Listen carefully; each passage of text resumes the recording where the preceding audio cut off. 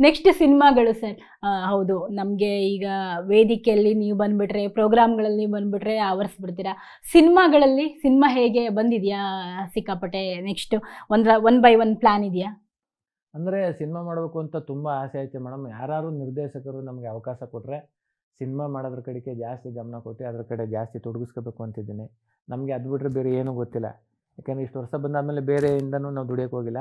ಈಗ ತುಂಬ ಒಂದು ಸ್ವಲ್ಪ ಕಷ್ಟ ಆಯಿತು ಅಂದ್ಬಿಟ್ಟು ಏನೋ ಒಂದಷ್ಟು ದಿನ ಗಾರೆ ಕೆಲಸ ಮಾಡಿದೆ.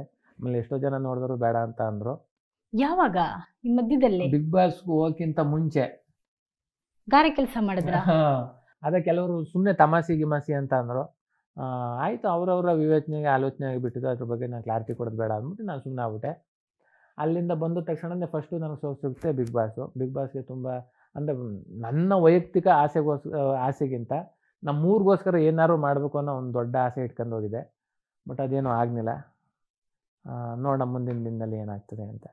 ಅಂದರೆ ಜೀವನಕ್ಕೆ ಕಷ್ಟ ಅನ್ನೋ ಥರನ? ಅಂದರೆ ಒಂದು ಸ್ವಲ್ಪ ಈಗ ಕೆಲಸ ಈ ಥರದ್ದು ರಿಯಾಲಿಟೀಸು ಒಂದು ಸ್ವಲ್ಪ ಕಡಿಮೆ ಆಗ್ಬಿಟ್ಟಿತ್ತಲ್ಲ. ಈಗ ಸಂಸಾರ ಅಂದ ತಕ್ಷಣವೇ, ಯಾಕೆಂದರೆ ನಾವು ಒಬ್ಬರೇ ಜೀವನ ಮಾಡೋದೇ ಬೇರೆ. ಈಗ ಮದುವೆ ಆದಮೇಲೆ ಕೆಲವು ಕಮಿಟ್ಮೆಂಟ್ಸ್ಗಳು ಅದು ಇದು ಎಲ್ಲ ಆದಾಗ, ಮೊದಲು ನಾನು ಗಾರೆ ಕೆಲಸ ಮಾಡ್ತಿದ್ನಲ್ಲ, ಅದರಿಂದ ಒಂದು ಸ್ವಲ್ಪ ದಿನ ಗೊತ್ತಿರೋರ ಹತ್ರ ಯಾರಿಗೂ ಜನ ಇಲ್ದಿರೋ ಕಡೆ ಅಲ್ಲೆಲ್ಲ ಒಂದಷ್ಟು ದಿನ ಕೆಲಸ ಮಾಡಿದೆ. ಅದು ಹಂಗೇ ಏನೋ ಟ್ರೋಲ್ ಆಗಿಬಿಟ್ಟಿತ್ತು. ಸುಮ್ಮನೆ ರೀಲ್ಸ್ಗೋಸ್ಕರ ಹಾಕೋನೆ ಅಂದ್ಬಿಟ್ಟು ಎಷ್ಟೋ ಜನ ಮಾತಾಡಿದ್ರು. ಏನಾರು ಅಂದ್ಕೊಳ್ಳಿ, ಅವರವರ ವಿವೇಚನೆಗೆ ಬಿಟ್ಟಿದ್ದು ಅಂದ್ಬಿಟ್ಟು ನಾನು ಸುಮ್ಮನೆ ಆಗ್ಬಿಟ್ಟೆ. ಅಷ್ಟರಲ್ಲಿ ಬಿಗ್ ಬಾಸ್ ಸಿಕ್ತು, ಒಳಗಡೆ ಹೋದೆ. ನೋಡಿ, ಇಷ್ಟು ಕಷ್ಟಪಟ್ಟು ಹಿಂಗೆ ಹೋದವರಿಗೆ ಅಷ್ಟು ಈಸಿಯಾಗಿ ನೀವು ತುಂಬ ಸ್ವಾಭಿಮಾನಿನ ಅಂತ? ಹಂಗೇನಿಲ್ಲ. ಫಸ್ಟು ಗೆಲ್ಲೋಣ ಅಂತ ಅಷ್ಟೇ. ಗೆದ್ದು ಸೋಲೋದಕ್ಕಿಂತ ಫಸ್ಟು ಸೋಲೋಣ. ಸೋತಾಗ್ಲೇ ಎಷ್ಟೋ ನಮ್ಗೆ ಅರಿವಾಗೋದು. ಏಕೆ ಸೋತೆ, ಏನು ತಪ್ಪಾಗಿತ್ತು, ಎಲ್ಲಿ ಸರಿ ಮಾಡ್ಕೋಬೇಕು ಅಂತ. ಅದರಿಂದ ಸೋಲೋಣ, ಆಮೇಲೆ ತಿತ್ಕೊಳ್ಳೋಣ ಅನ್ನೋದೊಂದು ಅಷ್ಟೇ ನನ್ನ ಒಂದು ಧ್ಯೇಯ. ಓಕೆ, ಇಷ್ಟೆಲ್ಲ ಆದಮೇಲೆ ಗಿಚ್ಚಿಗಿಲಿಗೆ ಬಂದಿದ್ದು ಹೇಗೆ? ಅಂದರೆ ಇಲ್ಲೇ ಕಲರ್ಸ್ ಕನ್ನಡದಲ್ಲೇ ಮಜಾ ಬರ್ತಾ ಇದೆಲ್ಲ ರನ್ನಿಂಗ್ ಇತ್ತಲ್ಲ 9 ವರ್ಷದಿಂದ. ಮಜಾ ಬರ್ತಾ ಅನ್ನೋ ಟೈಟ್ಲು. ಆಮೇಲೆ ಕಾಮಿಡಿ ಟಾಕೀಸ್ ಅಂತ ಮಾಡಿದ್ರು. ಕಾಮಿಡಿ ಟಾಕೀಸ್ ಅಂತ ಇರೋದನ್ನ ಗಿಚ್ಚಿಗಿಲಿಗಿಲಿ ಅಂತ ಮಾಡಿದ್ರು. ಗಿಚ್ಚಿಗಿಲಿಗಿಲಿ 3 ಸೀಸನ್ನು ಆಯಿತು. ಫಸ್ಟ್ನೇ ಸೀಸನಲ್ಲಿ ಅದೇ ಆನಂದ್ ಸರ್ ಮಗಳು ವಂಸಿಕಾ ಮತ್ತು ಶಿವು ವಿನ್ ಆದರು. 2ನೇ ಸೀಸನಲ್ಲಿ ನಾನು ವಿನ್ ಆದೆ. 3ನೇ ಸೀಸನಲ್ಲಿ ಹುಲಿ ಕಾರ್ತಿಕ್ ಅವರು ವಿನ್ ಆದರು.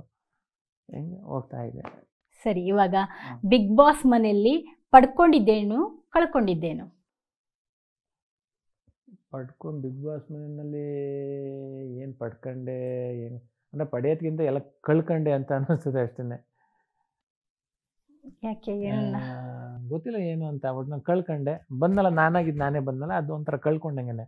ಪಡ್ಕೊಂಡು ಏನೂ ಇಲ್ಲ.